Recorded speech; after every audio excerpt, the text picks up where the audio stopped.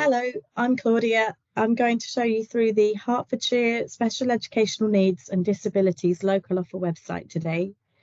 So let me show you our home screen and we'll get going. The Hertfordshire Local Offer lets parents, young people and professionals know what special educational needs and disability services are available in Hertfordshire and who can access them. By getting to know what's on our website, you'll get to know all of the support available in Hertfordshire, and hopefully you can find at least one thing that's new to you that might help. We know that the nature of support for SEND is complex and there's loads of things out there, and it's a big website. So I hope that by making this video and taking you through it, you will get a better lay of the land, and I hope that it's a lot easier for you to understand what exists and what you can access. So first of all, for families who may be new to the world of SEND, perhaps you're waiting for an appointment for an assessment or a diagnosis, or maybe you've just received a diagnosis and you don't know where to begin. We made this webpage to be that place to start. So what we have here is a bit of an introduction to SEND, what it is and where do I start. And we actually wrote this with families by asking them, what would you like to have known when you began on your journey, and what would you like to tell families who are at that place now that will make their lives easier going forward? And families and parents wrote this advice for us, and we've just put it here for you in the hopes that it will help you to get organised, feel prepared, feel less daunted as well. And then we've got lots more information here about what to think about with your child's education, how to think about supporting yourself as a parent carer, and what support you can expect from health professionals too.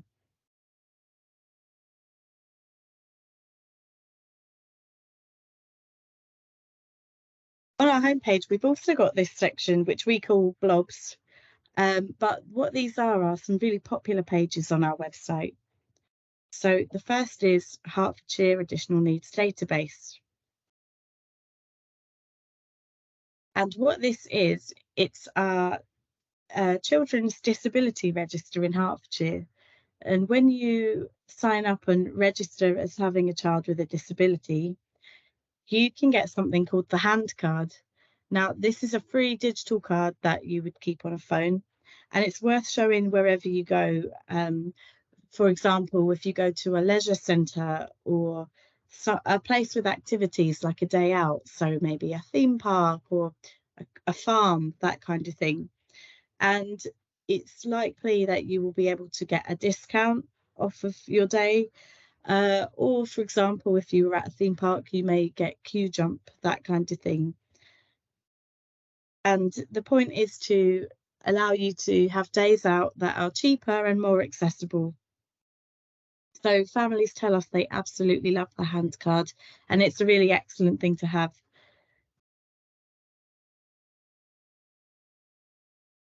The next thing is short breaks. Now, short breaks are run by our 0 to 25 Together team, and what they do is you may be eligible for up to 40 hours of subsidised activities for your child, where they can go along for an afternoon to a club on a Saturday or after school, or sometimes attend a summer holiday or half-term club. And they can do some really fun activities that range from sports to arts and crafts to Minecraft or Lego, and have fun and socialise with other young people. And while they're doing that, it enables you as a carer to just maybe have a bit of a break that you might be in need of. So on our short breaks page, this is where you can find out how to make an account and log into that. We've got information on who qualifies, so who may be eligible for that. And then if you have a look at this sort of colourful section of our page, this is where we outline all the providers of short breaks in Hertfordshire. So, for example, if we have a look at the provider CHIPs, you'll see a drop down. And for each of these providers, you'll see whereabouts in the county they operate, what kind of special educational needs they're able to support, and what exactly they run. So what types of clubs. For example, you can see CHIPs have got a teen club or a climbing club. And there's also details, contact details for each provider, so you can find out exactly what you need to know. So this is well worth having a look at.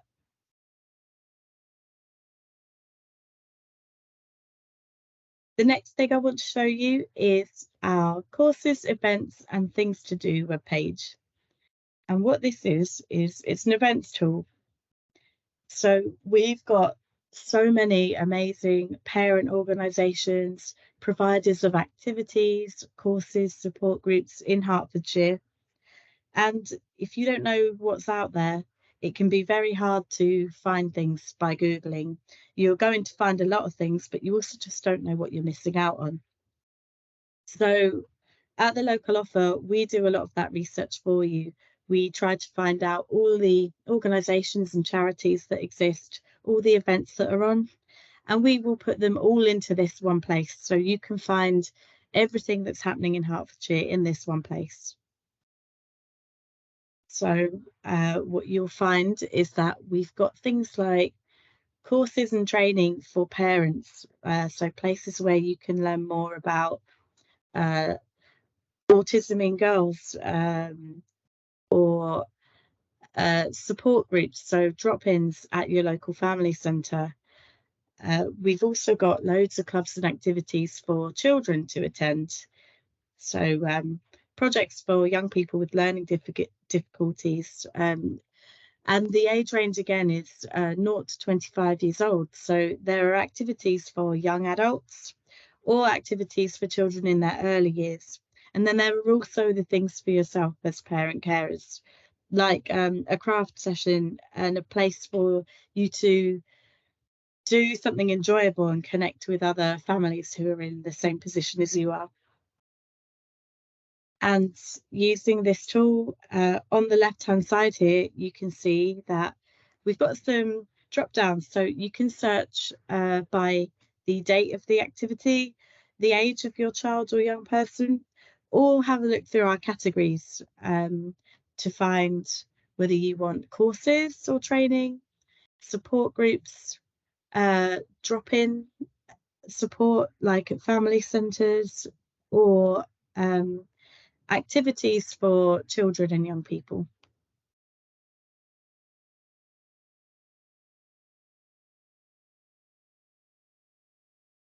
And we also have our resource area. So this is another filter tool, but what you'll find here is very practical activities and strategies that you can immediately use with your child or young person. So what we mean by this is that a lot of the information we offer on the local offer is signposting to other organisations or services or charities to show you what exists, and you'll then go off and engage with those other services to find out what you need. But it's apparent that there are long waiting times often to get diagnoses or health services or support. That's no secret. So what we wanted was to create a place where we can provide strategies that you can immediately find and use on the same day. So you can immediately come to this website and find support that you can then use with your child at home to hopefully improve things. So everything in here has been approved by an expert. For example, it may be a speech and language therapist or a specialist advisory teacher in a field like vision impairment, or an educational psychologist who has provided strategies for social, emotional, and mental health issues. And on the left-hand side, you'll see lots of categories for the types of things we can help with. So that might be activities to support your child in their memory or their reading or their spelling. Or if you've got a young adult or a teenager and you would like to teach them some more skills around independent living, you can find that here. So, for example, if you want to teach them strategies around looking after their hygiene and self-care independently, or if bedtime routine is a bit of a challenge, we have a lot of support with sleeping and the bedtime routine here. So this is well worth exploring. And we'd say these aren't just things that you can use as a parent at home. There are loads of useful things that can be used in the classroom too, that Senkos can look at to support children at school too.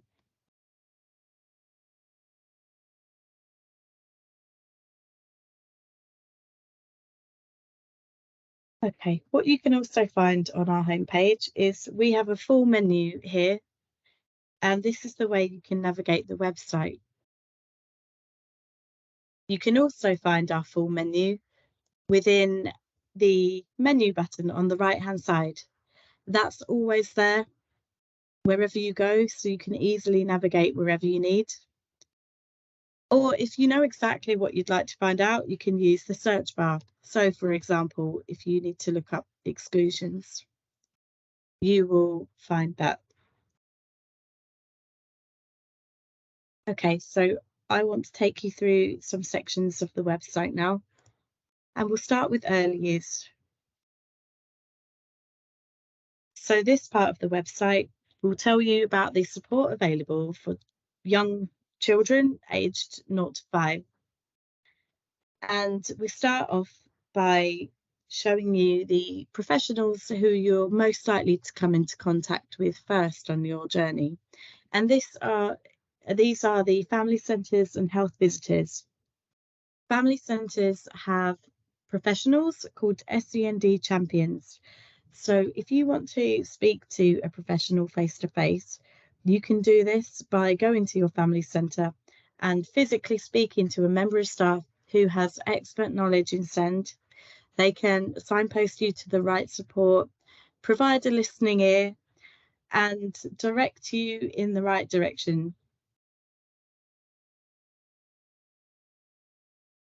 We also have the early years advice line. So this is an amazing contact line where you can pick up the phone within the times that it runs and immediately speak to a specialist advisory teacher who has expertise in children in the early years. And you can straight away ask a question, ask for some advice on a particular topic, and straight away they'll be able to provide something to you. So all around the local offer website, you'll see these advice lines advertised. And actually what I'll show you is you can reach our Contact a SEND service webpage in the footer of each webpage. And if you visit this page, we've put all of the contact lines available all in one place for you.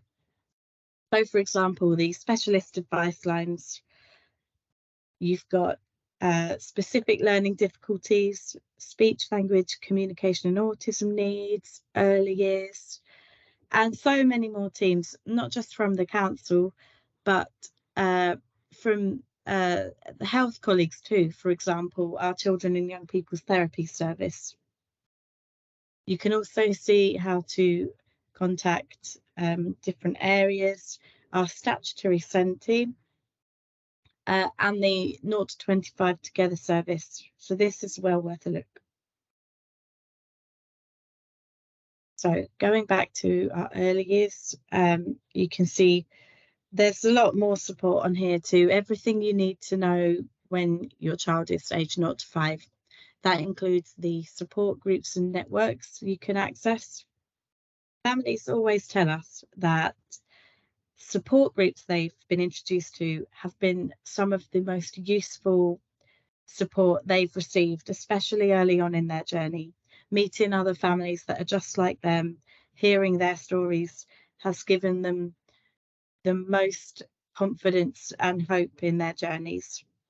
So we've outlined some of the biggest organisations in Hertfordshire here, just to introduce you to some places where you may get support on your journey.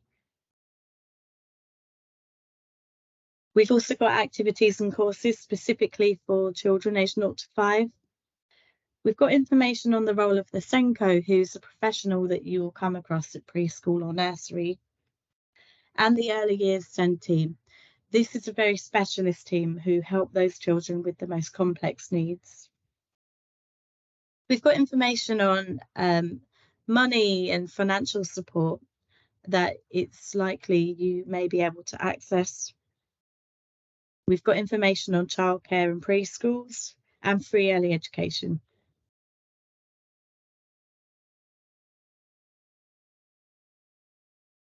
Next, we'll look at education, health and care plans.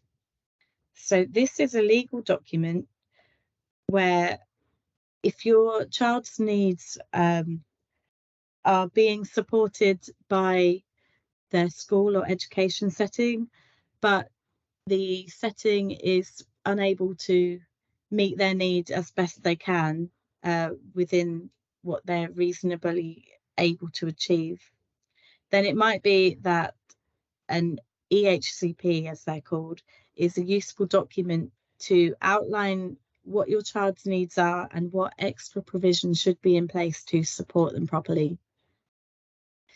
It's a very complex legal process. It takes a long time and it is challenging to go through. So in this section of the website, we've clearly laid out all the steps it takes through from requesting an EHC assessment, what happens when the local authority decides if to issue you with an EHC plan or not, and when you get the document, what should you expect to see in there, and what should information ought to be in there to make it high quality. And then the review process. So there's an annual review process of that document and how that works. Again, you can also find contact information for the statutory SEND team here, including a escalation protocol. So if you struggle to communicate with the team, how do you escalate that request for support?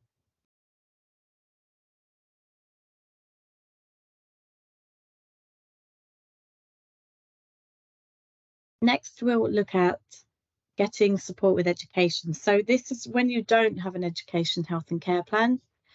There is support that you are still entitled to get from your school.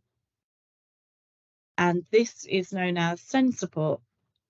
So this is where you'll start on your journey in supporting your child within their education setting. And on this page, we outline how to get SEND support, how to talk to your school about it, and what you can reasonably expect your school to put in place, what that support looks like. So we've got examples of SEND support. In the rest of this section, we've split it out into 3 parts. So the first is help you can get when your child is in school. And again, this outlines what SEND support is, how you can expect your child to be supported if they're in a mainstream school, and what the different levels of support are that are available to meet your child's level of need.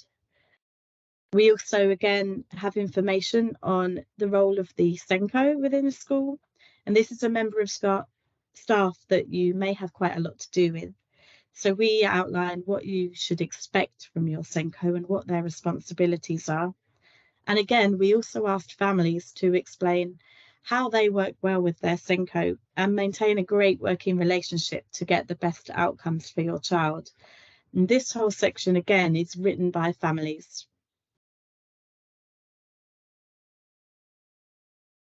We also talk about the different services that are available from health and the local authority, who specifically work with schools to provide support to that school in order to meet their pupils' needs.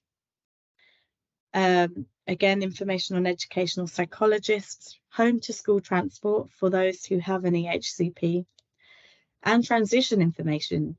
So if your child is in primary school and will be moving to secondary school, we've got great practical advice, again, from families on how to prepare your child for quite a big change in their lives, which we know can be quite jarring. We also have a section on understanding your education options in Hertfordshire. And this section is all about when you're trying to choose the right school for your child, whether you want to know, should they go to a mainstream school or should they go to a special school? We have information from families on choosing the right school and what questions should you ask when you go to the open day, what should you be thinking about in terms of making sure you choose a school that supports your child's needs just right. And there's also information on exactly what types of special schools we have in Hertfordshire, what types of pupils and their needs will you see at each school, and what special schools are available in Hertfordshire. And finally, we have a section on help for children who aren't attending school regularly. Now, we know a lot of children nationally struggle with getting into school due to anxiety, and this is sort of sometimes called school refusal or emotional-based school avoidance. So we have information on teams who support children through that, like the attendance team, the educational support for medical absence team, who also look after those children who aren't able to get into school due to a physical need. But we have this page that has a lot of advice around children facing school anxiety. So this is well worth a look at. And one really useful thing to note is information from the educational psychology team, who have created an emotionally based school avoidance guidance document. It's a big toolkit for parents with guidance and steps in a really detailed way about how to support your child if you're going through this with them at the moment. And finally, in this section, we also have information on exclusions and part-time timetables. So if your child is facing exclusion or has been excluded, either part-time or permanently, there's loads of information there on your rights and what you should expect in terms of your child's right to their education and what they should be receiving while they're out of school. And it's written with families again, and just to let you know that an exclusion is not the end of the world. There is always a way forward and something that may suit your child better.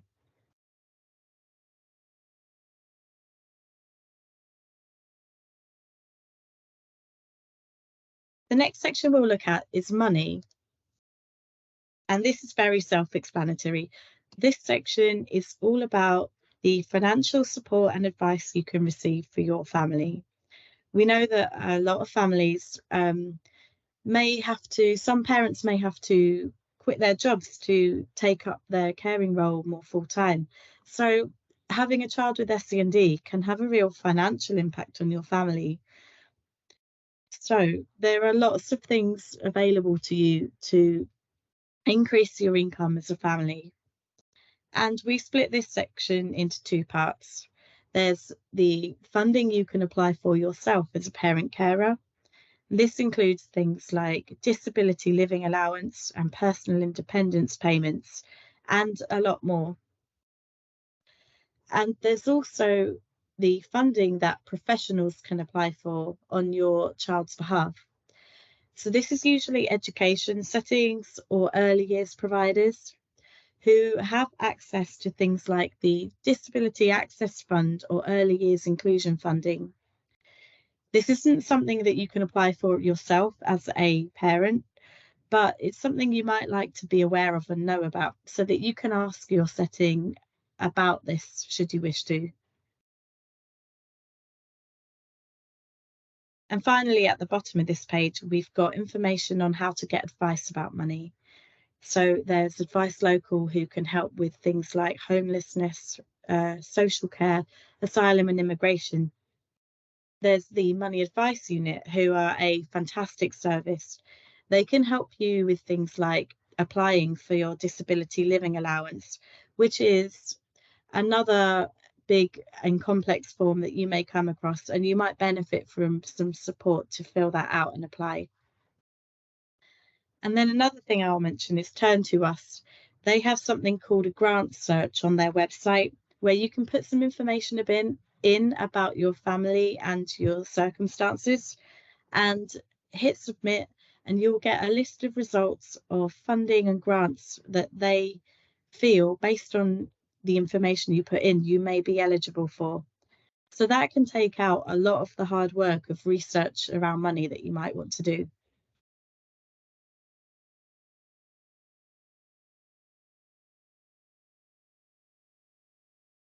Our Preparing for Adulthood section is all about children and young people, I should say, who are aged 16 to 25. But this information is really useful for younger young people too, because preparing for adulthood starts early.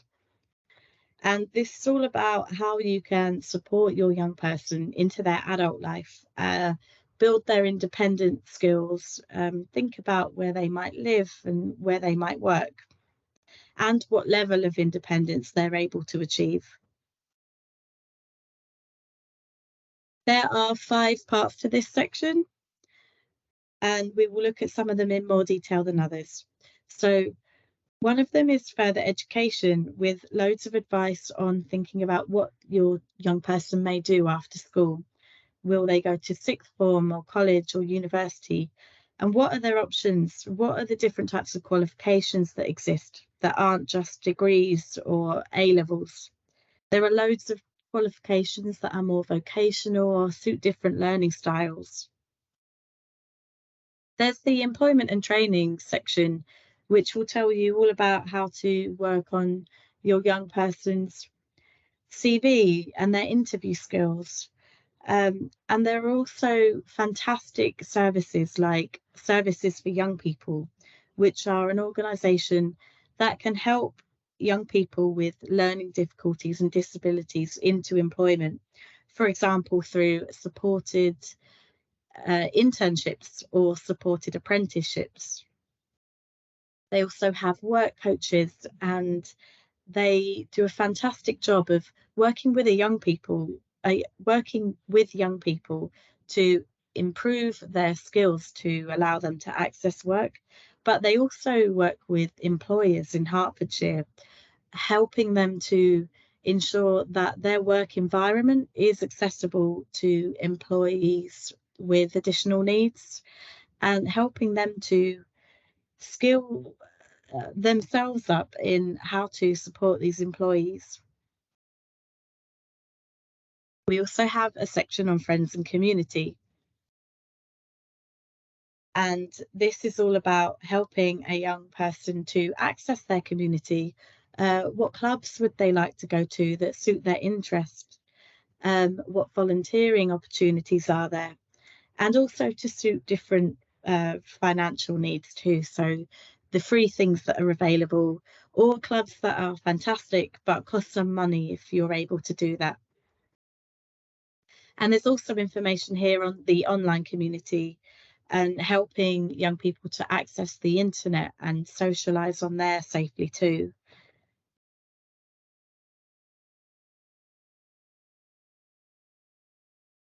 In our independent living section, we tell you all about the housing options available for young people, thinking about, can they rent or buy? Can they go into a residential setting or supported living where they are fully independent, but there are people and teams available should they need some help or some additional care?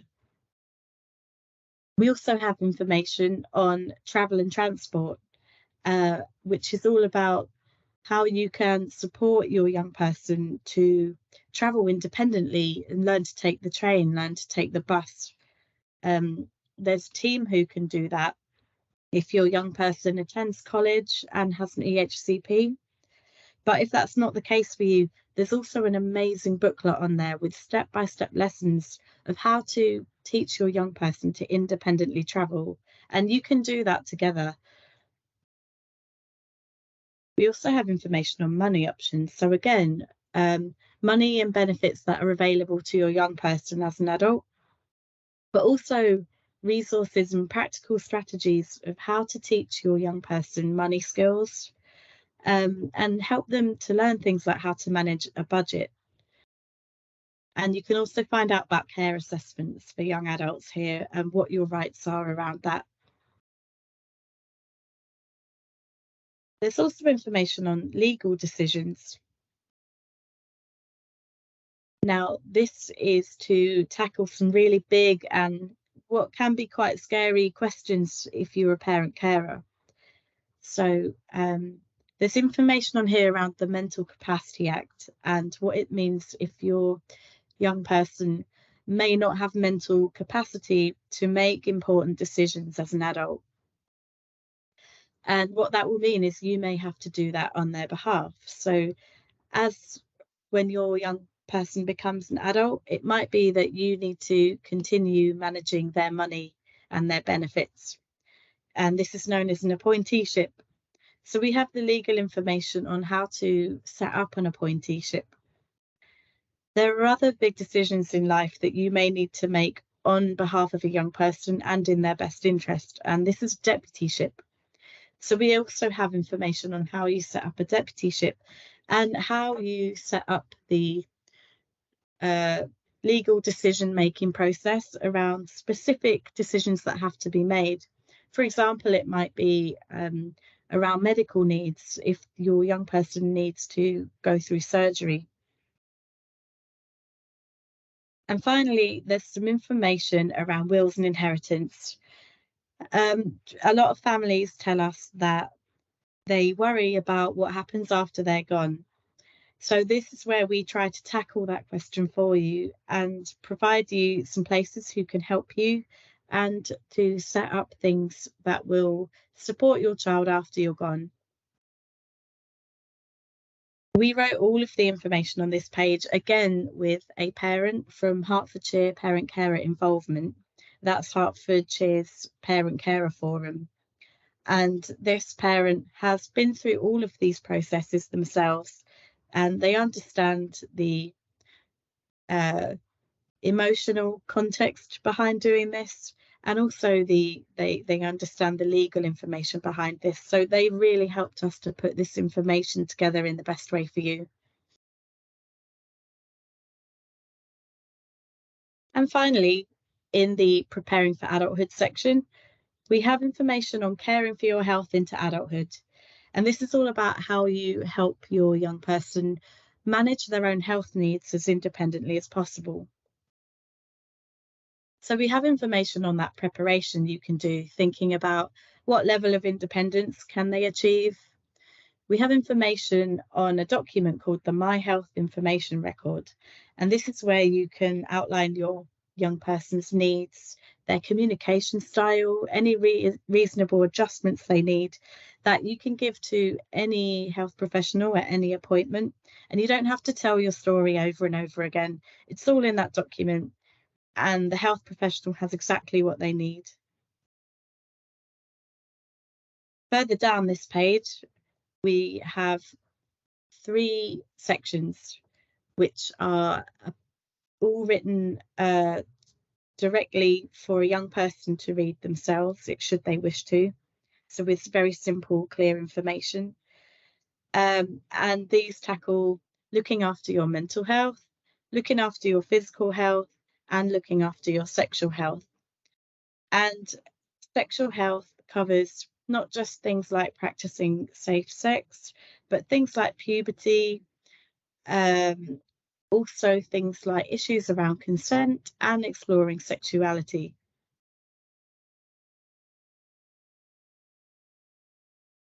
There's also more information further down this page around healthcare services available to the young adults and young people. And something really useful and important is the annual health check. So everyone who is over the age of 14 and on the Learning Disability Register is entitled to a free annual health check with your GP. If you haven't heard of that before and your young person might be eligible for it, I highly recommend that you take that up at your GP's. We wrote a page with the help of 2 young women with additional needs themselves, all about annual health checks. And this page is to help young people understand what they're about and why they shouldn't feel worried or anxious about attending their health check or any medical appointment. So we've got loads of amazing advice and reassurance on here for young people about what it's all about and why the annual health check is great for them and a good thing to do.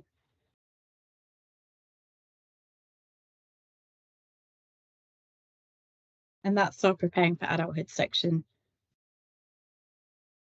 The services for children and young people part of the website tells you all about what services and teams are available who directly support children and young people aged 0 to 25 within health and social care and education.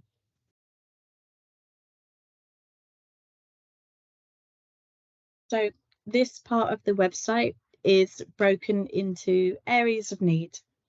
So if you want to find a service who will support your child's speech, language and communication need, you can find that. You can also find teams who support deaf children and those with vision impairment.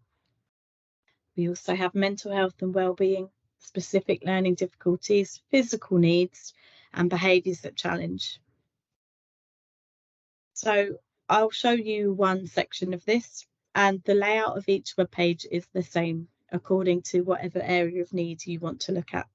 So for now, we'll show you speech, language and communication.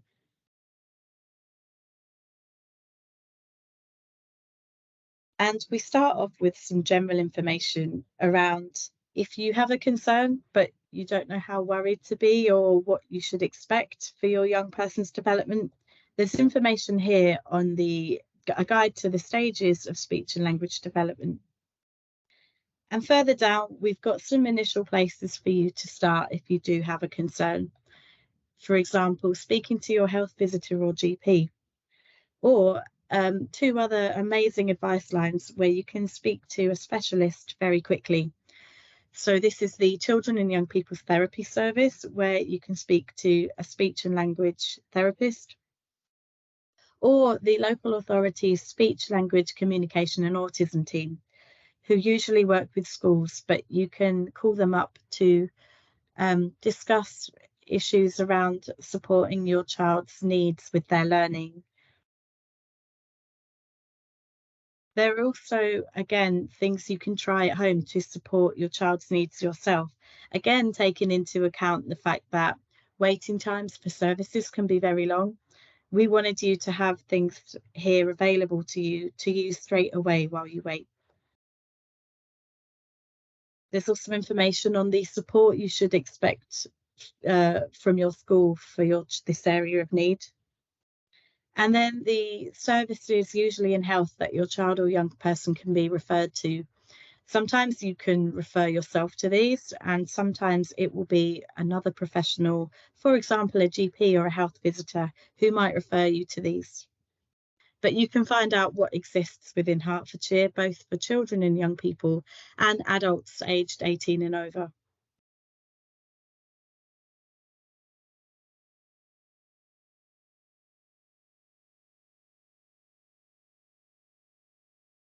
Finally, I want to tell you now about our services for parents, carers and families. Here we have our short break service again, which is the 40 hours of subsidised activities for children and young people. That means they can go out and have an amazing time, and you can also get that bit of a break that you might be needing from your caring responsibilities.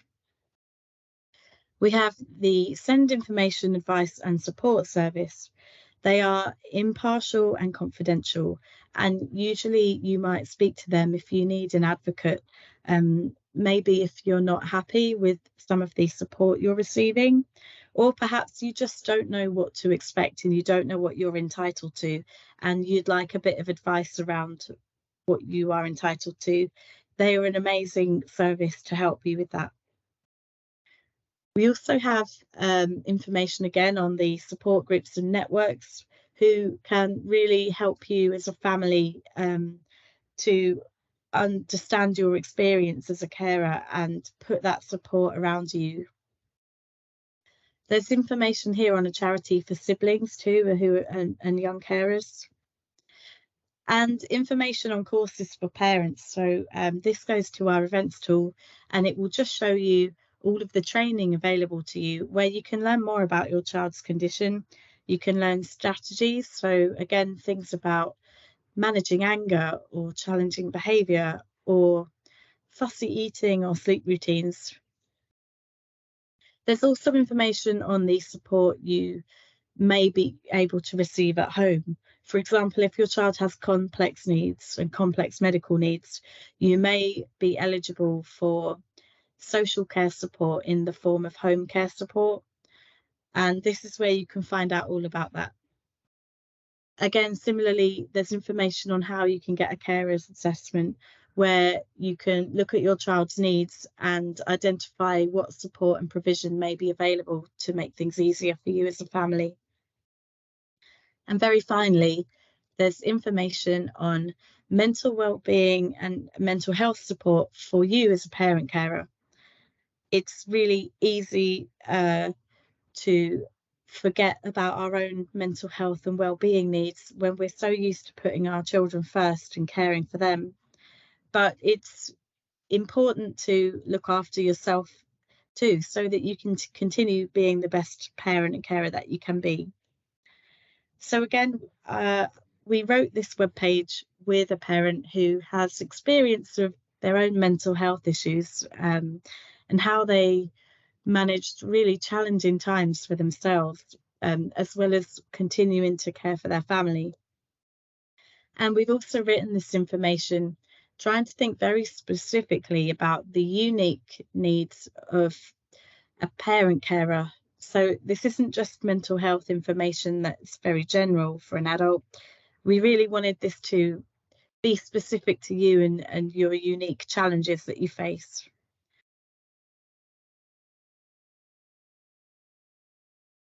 So this is the full website. I hope that's useful for you. If you want to get in touch with us, you can do, and we're always happy to help. We're a really friendly team. You can email us on localoffer@hertfordshire.gov.uk. So please do get in touch. Thank you.